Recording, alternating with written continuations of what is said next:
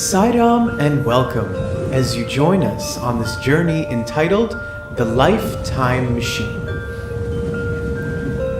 Our story begins in the aftermath of a hurricane.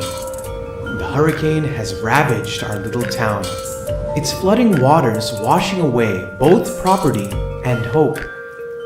Several agencies have volunteered to provide relief to the affected. Jacob, the leader of his church's outreach program, has been assigned to survey the damage to the local hospital in one of the most heavily damaged areas of town.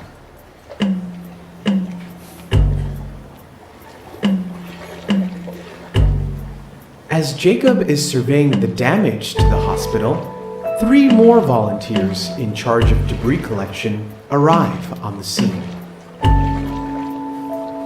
Jacob is happy to meet Sham, a kindred spirit.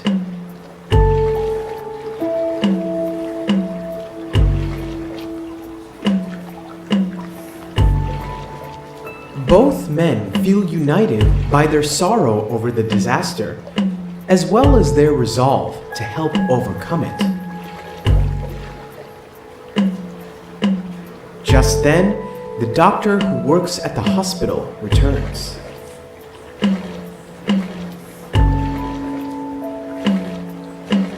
The doctor greets Jacob and inquires about the current state of the recovery efforts.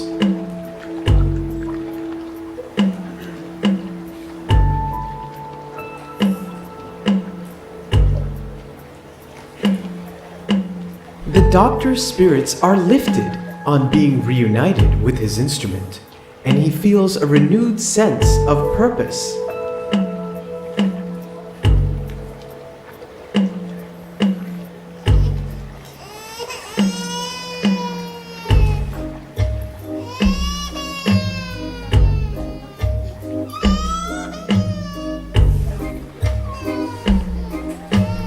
As the 3 search frantically, it is Sham who locates the source of the crime.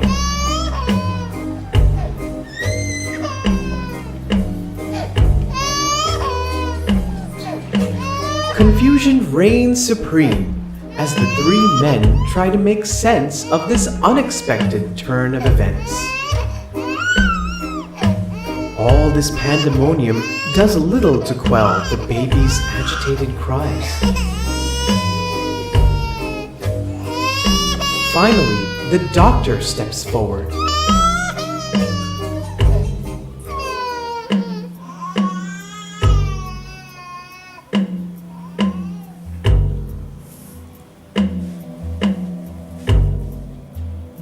Where are you going with the baby? To take care of it? Why do you get to take care of the baby? I think we should all get a say in this matter, pipes up Sham.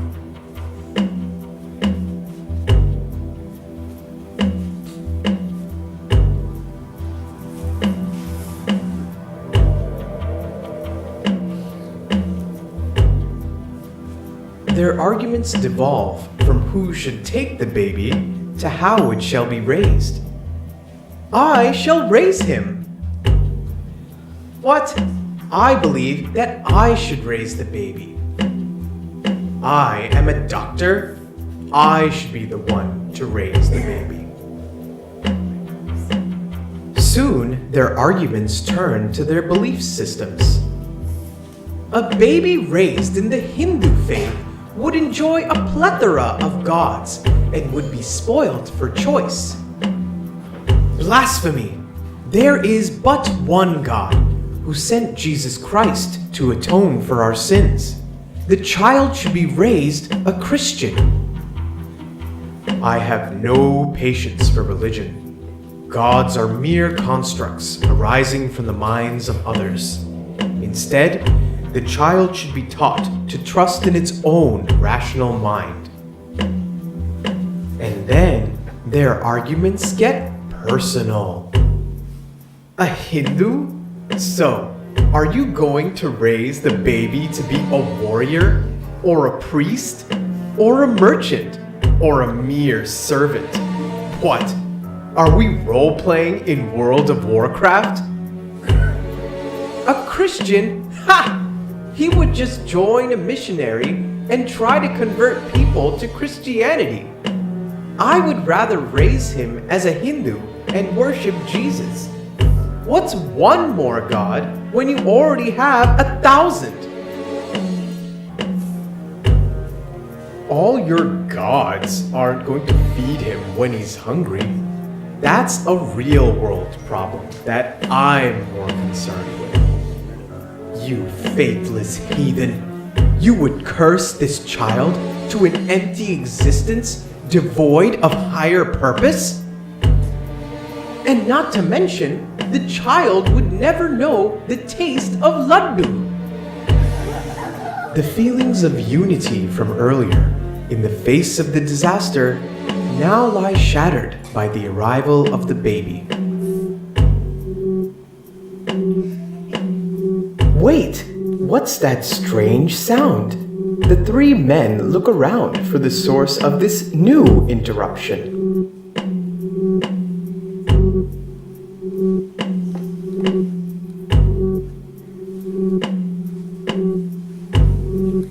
Suddenly, Sham is possessed with the desire to press the big red button. Has no one ever told Sham that you never press the big red button?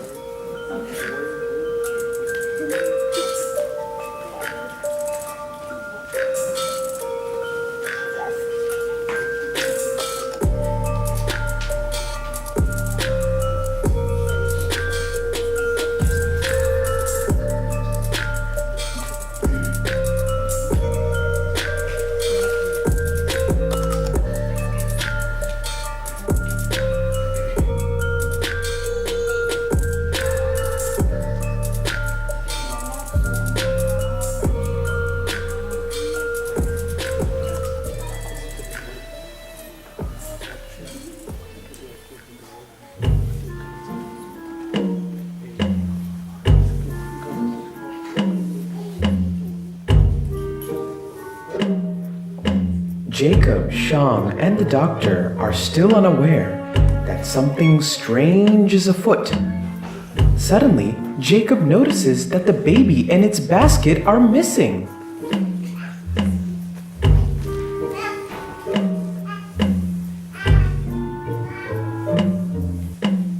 Sham decides to look in the other room where he first found the baby, leaving Jacob and the doctor to finish searching this room.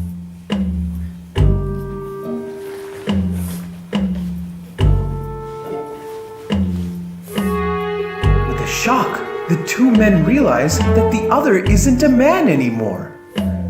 And with an even bigger shock, they realize that they themselves aren't either.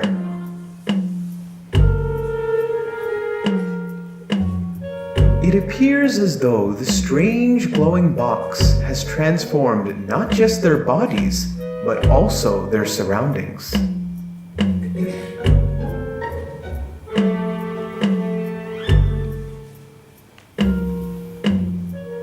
This is when it dawns on the doctor that the strange glowing box has transported them back in time. It's a time machine.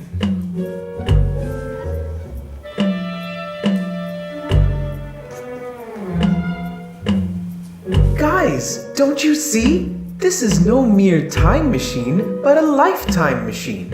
These are our past lives.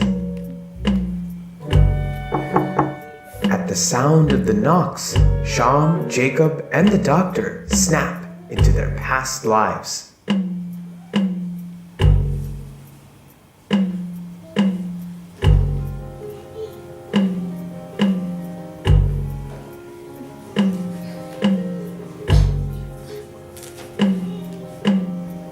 The two girls are upset because their father never seems to have time for them.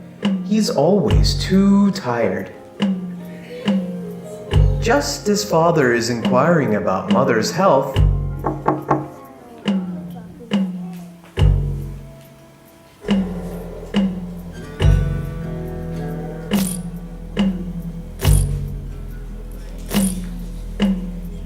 The daughters are not happy about this rude intrusion into their home and demand to know who these strange men are.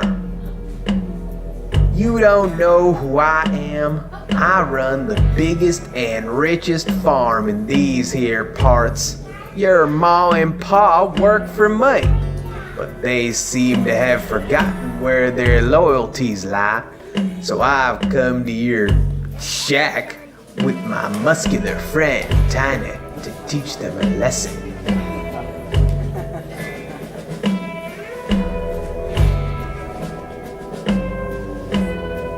Woman, why didn't you show up to work today?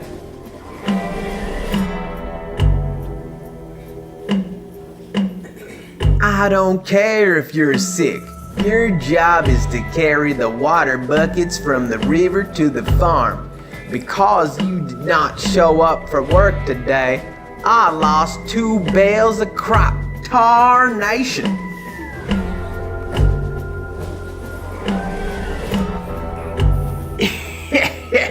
You take on your woman's workload? You can barely even do your own share of the work.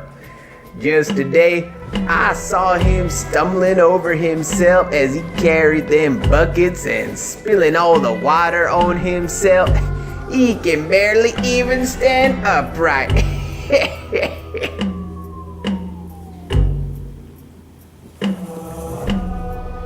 I don't care that you're both doing the best you can. It's not enough. And you should have thought about it before you borrowed a month's advance payment from me. Maybe if you're so weak and tired all the time, you shouldn't be so greedy for money. So you did it for your children? I don't care. Did I stutter? I don't care. I want my money. If I don't have it in the next 24 hours, Tiny here is gonna have something to say. And trust me, he doesn't say with words. The parents are shocked by this ultimatum. How can they possibly do a month's work in 24 hours? Oh, that's precious. You think you're gonna work off this debt? Oh, did I not mention you're both fired? I want repayment in cold, hard cash. You have 1 day.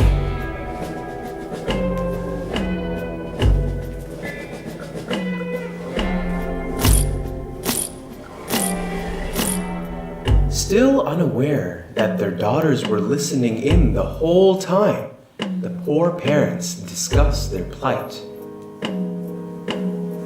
Father blames himself for ever suggesting that they borrow money from the mean farmer. But Mother reminds him that they did it for the girls. If it means our children get to go to school and have a brighter future than us, I am willing to sacrifice anything. My health, my future, even my dignity. Determined to find a way to resolve their sticky situation, Father and Mother head out of their shack.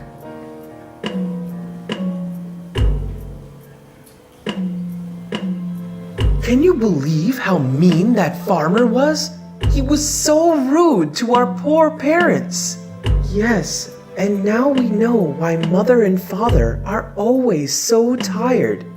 They are slaving away all day just so we can have textbooks and go to school. But what are Mother and Father going to do? How can they possibly repay the farmer tomorrow before he comes back with Tiny? You know, I always thought that we sacrificed a lot for our parents. Because we never asked for new clothes or toys like our friends at school do. But now I realize the sacrifice that our parents have made for us is far greater. I wish there was some way I could channel my love for them to make them feel better. That's it! You're a genius! Channel! What? What are you talking about? Do you still have your science textbook? Great! Come with me! I have an idea!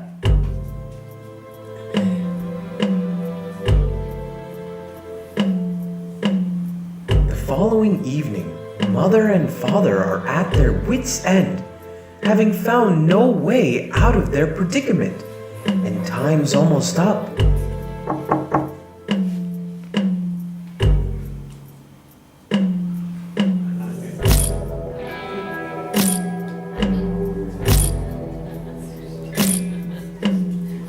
Father pleads with the farmer, "Give us more time, give us our jobs back, anything. We will pay you back." Tiny, go fetch them kids. Today is your lucky day. Your debt has been paid in full. Your kids came to me this morning with a very interesting proposition. They devised an irrigation system that channels the water from the river directly to my farm. It's gonna save me a fortune.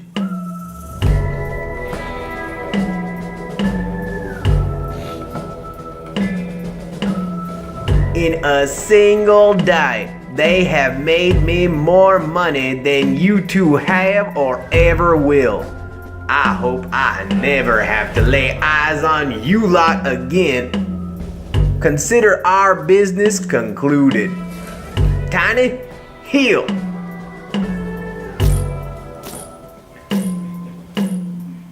Oh, my beautiful girls! How did you come up with such a brilliant idea? It was your sacrifice which enabled us to get an education.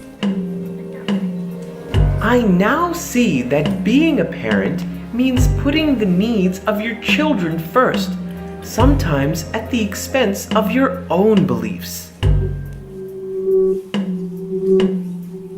The flashing lifetime machine reminds Jacob, Sham, and the doctor where they are and how they got there.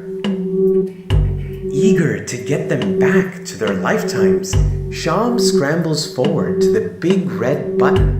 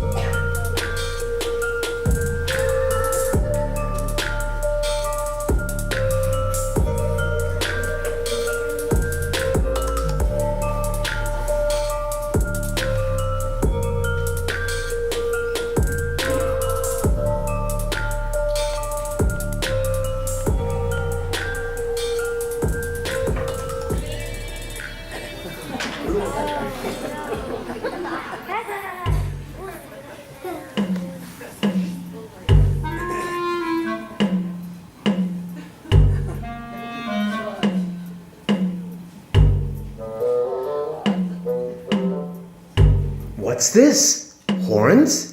Hoofs? No opposable thumbs? Sham, Jacob, and the doctor come to the startling realization that the lifetime machine has transported them further back in the lifetime continuum, and that they are now, in fact, a bull, a deer, and a bison.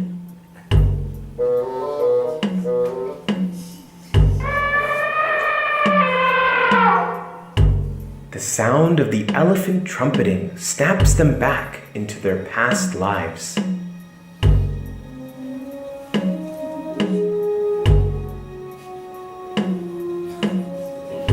The deer, bull, and bison found one another when they were younglings.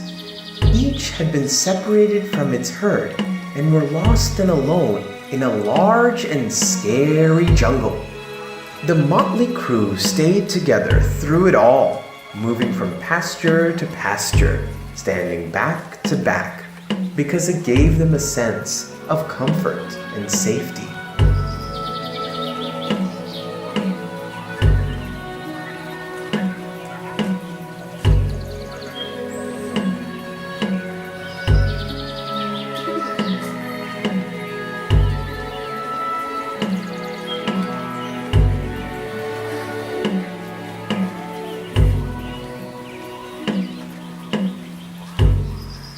animals spent many idyllic days, content in the company of each other, exploring the vast jungle and all the varieties of grass, bush, and shrub it had to offer.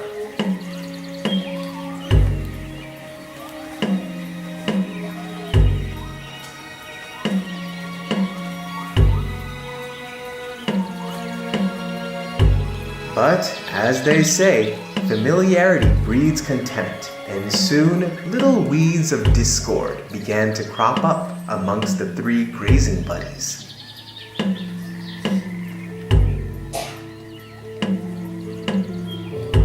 Ouch! Careful! You stepped on my hoof again. You know I want to be a dancer someday. I want to go over there and prance around like the other deer in the jungle. Well, you know, I want to move to a farm upstate and enjoy tasty, gluten-free grass, curated to my sophisticated, bullish tastes.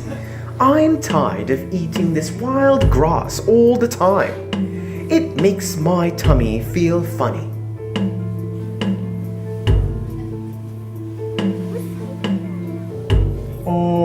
You guys, I don't think we should split up. It's not a good idea. We may be different, but we're strong together.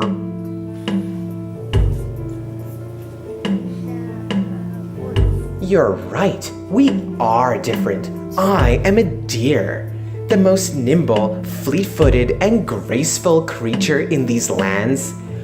I should be in the company of other deer who are like me, rather than two lumbering buffoons.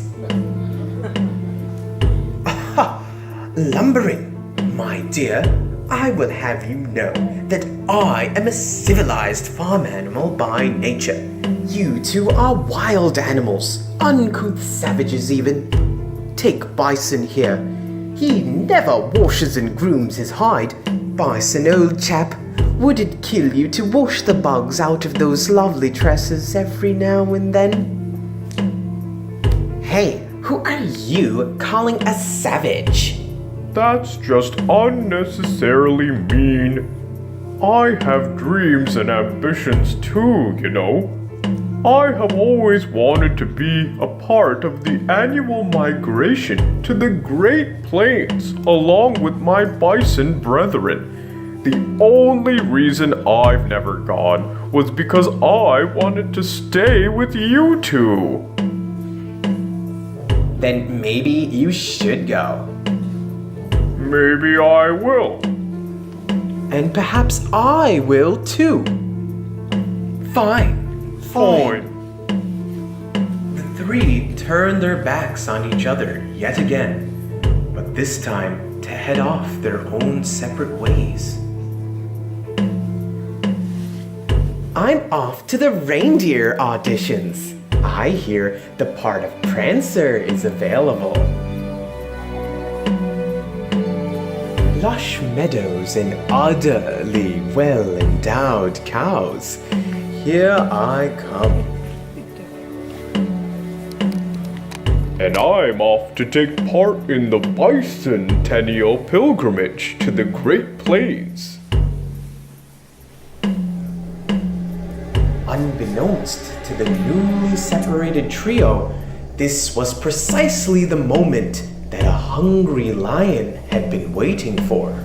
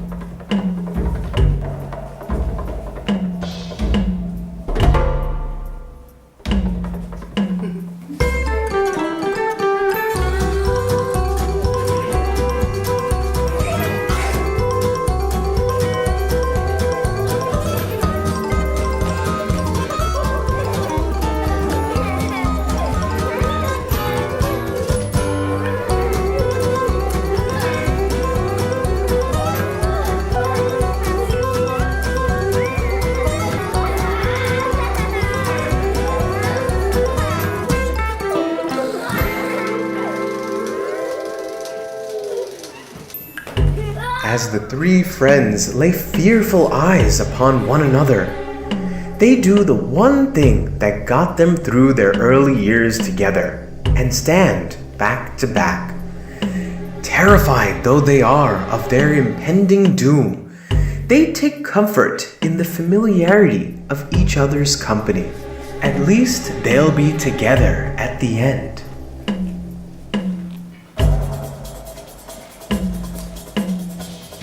The lion prowls around the perimeter of the circle, looking for an opening to attack.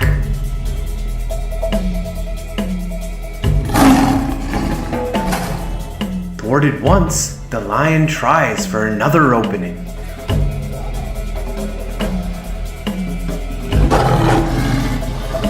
Thwarted yet again, the lion is now getting agitated and decides that it's time to pounce on his prey and put an end to their futile struggle. Alas, the lion lands on the bison's horn and is dealt a decisive blow. Deer, bison, and bull can hardly believe that they survived. The lion is gone! The lion is gone! And we're alive! Thank you, Bison. You saved us. No, we saved us. I'm so sorry. I should have never suggested that we go our own separate ways. Spot on. I don't need fancy grass. I only need my two best friends. You guys, it's okay to be different and have varied interests, but if we experience those interests together, we will be all the richer and stronger for it. And so, the three animals learn the valuable lesson of unity in diversity. And that's when the lifetime machine begins to glow again. The flashing lifetime machine reminds Jacob, Sham, and the doctor who they are and where they're from.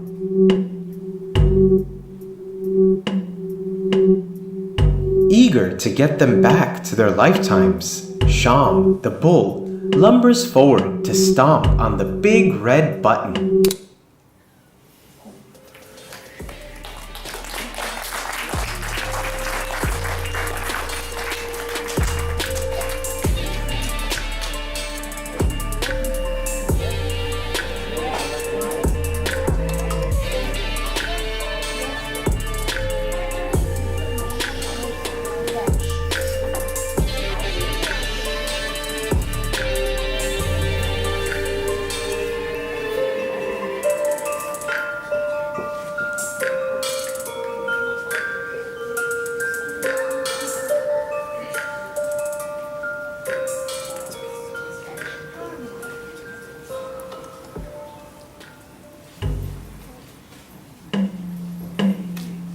The lifetime travelers, Jacob, Sham, and the doctor, are thrilled that they are back where they started, in the hospital, sans horns or hoofs. The three men now see each other with a whole new perspective. Their presence in each other's lives is not merely a chance encounter in the aftermath of a hurricane, but part of an ongoing journey, a journey spanning many lifetimes.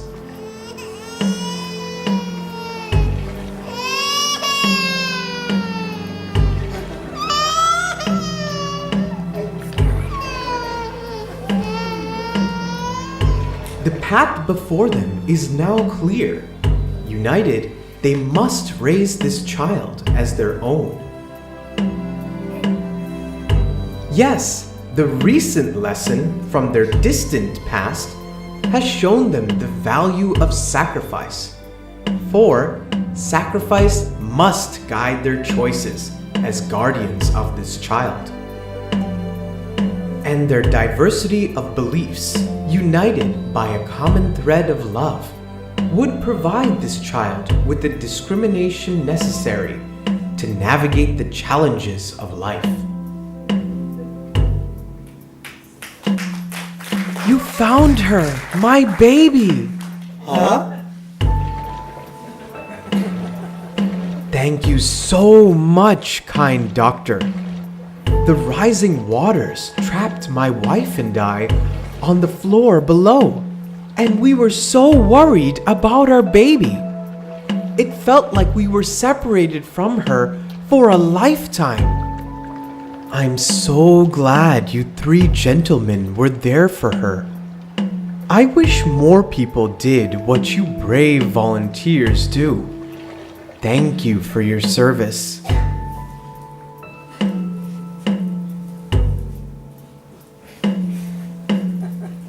Jacob, Sham, and the doctor are crestfallen.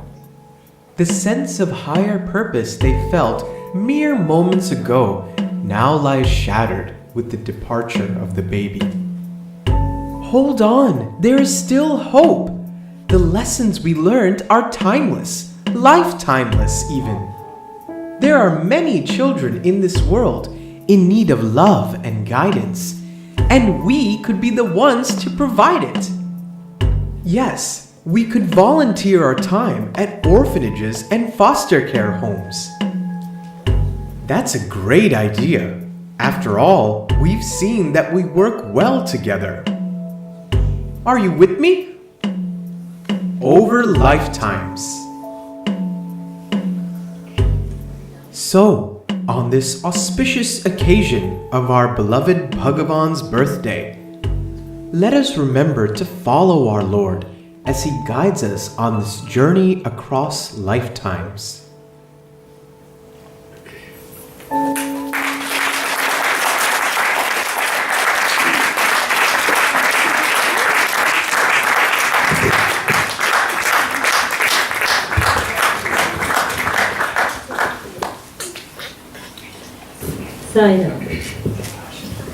Over the years, our YAs have set the bar really high, and every year they manage to raise it a little bit higher, and this year has been no exception. How beautifully they knit that nothing in our life is an accident, that we are not here by chance. We've all spent many lifetimes together, and extending that a little more, we're not here with Swami by accident either. God knows how many lifetimes of striving and yearning has brought us here. And so to introduce our wonderful cast, as the organized Jacob and nimble deer, Nimai.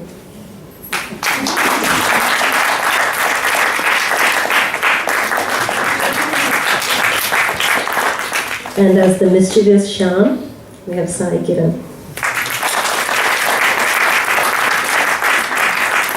And as the rationalist doctor, we have Sai Tej.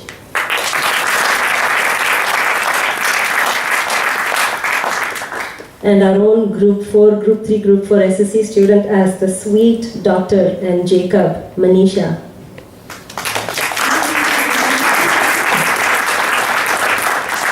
And also from our SSC, Group 3, Group 4, as the fierce daughter and Dr. Stuti.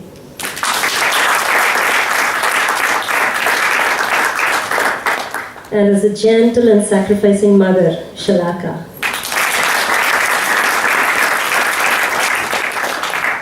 As the hard-working father, Kiran.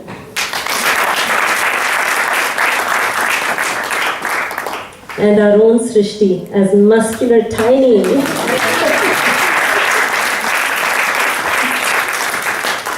And the boss, the big, bad, mean farmer, Divya.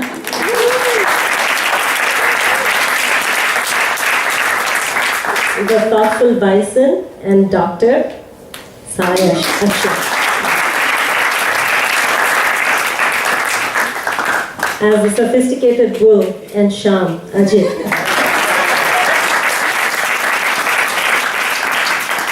as the hungry lion and the searching loving father, Ashwin.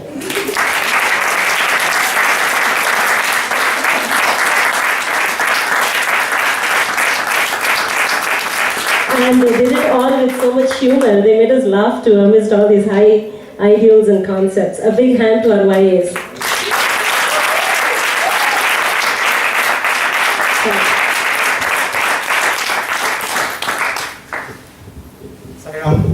Sairam, we would also from our end like to thank a few people without whom this play obviously could not have happened. First of all of you, like Radhika mentioned, you indulge us year after year when we come up with these crazy ideas and allow us to put you through all of it. So thank you so much. And thank you to all the center officers who have picked up all the slack that the YAs have generated over the last couple of weeks of practice and not doing any of the other tasks. So thank you for supporting us through that. A huge thank you goes to Shrikant, who I cannot see because of the blinding lights. So, he was behind the scenes, except when he was in front of the curtain just now, but otherwise behind the scenes, doing so much for us, running around, putting this whole stage together, and it was really great to work with him. We had a lot of hitches, glitches, technical difficulties yesterday and a couple days, but it's like, what a wonderful person to have on your side. Like Shrikant is calm, always there, always ready to take any feedback and give any advice he has. So thank you so much, Shrikant. In the same vein, Shanta, who also I cannot see, but she came in the last minute. Yeah, I still can't see anyway. Came in the last minute and did the other side of the curtain responsibility. Menial, tedious task it might seem, but it's actually of paramount importance to our play. So thank you so much. Huge thank you to Preeti Auntie and the Kemlani home, Kushi included. Really, this play would not have happened without their home. We were there basically every single day, well, I should say every single night till 12 and then 1 and then 2, because of the amazing space that it provides us and the amazing food that it provides us both. So thank you so much. I'm sure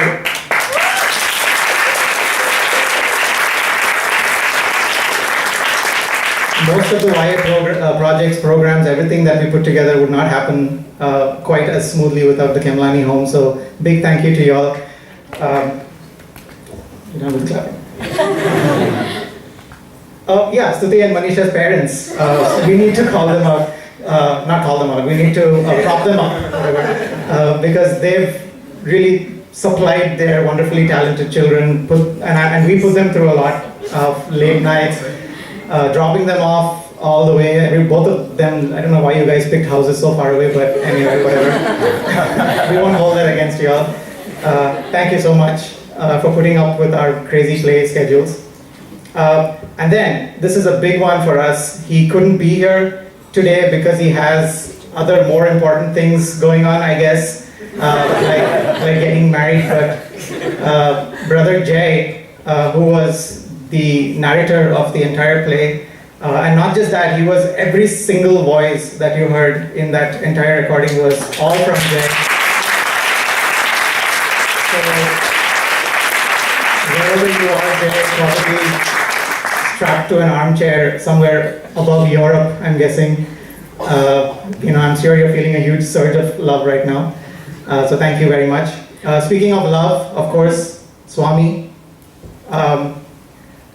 We owe him an eternal, timeless, lifetimeless even, debt of gratitude for being born amongst us 92 years ago and telling us time and again that he's been with us for so many lifetimes and for assuring us that he will be in all our remaining lifetimes.